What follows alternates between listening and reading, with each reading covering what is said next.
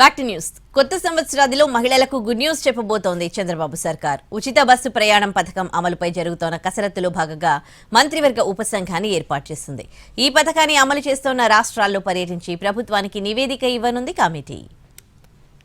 Super 6 హామీల్లో ఒకటైన RTC బస్సుల్లో మహిళలకు ఉచిత ప్రయాణంపై కసరత్తు ముమ్మరం చేసింది ఆంధ్రప్రదేశ్ ప్రభుత్వం. అధికార పగ్గాలు అందుకుని 6 నెలలు పూర్తయినా మహిళలకు ఇచ్చిన హామీ నెరవేర్చడం లేదనే విమర్శలొస్తున్నాయి. దీంతో బస్సుల్లో మహిళల ఉచిత ప్రయాణాన్ని సాధ్యమైనంత త్వరగా అమలు చేయాలని భావిస్తోంది సర్కార్. మహిళలకు ఫ్రీ బస్సు ప్రయాణం అంశం పరిశీలనకు 3 మంత్రులతో కేబినెట్ సబ్ కమిటీని వేసింది బాబు ప్రభుత్వం. ఇందులో రవాణా, హోం, మహిళా శిశు సంక్షేమ శాఖల మంత్రుల్ని సభ్యులుగా నియమించింది. రవాణా శాఖ ప్రిన్సిపల్ కార్యదర్శి కమిటీ కన్వీనర్గా వ్యవహరిస్తారు. ప్రస్తుతం కర్ణాటక, తెలంగాణలో మహిళలకు ఉచిత బస్సు ప్రయాణం అమలవుతోంది.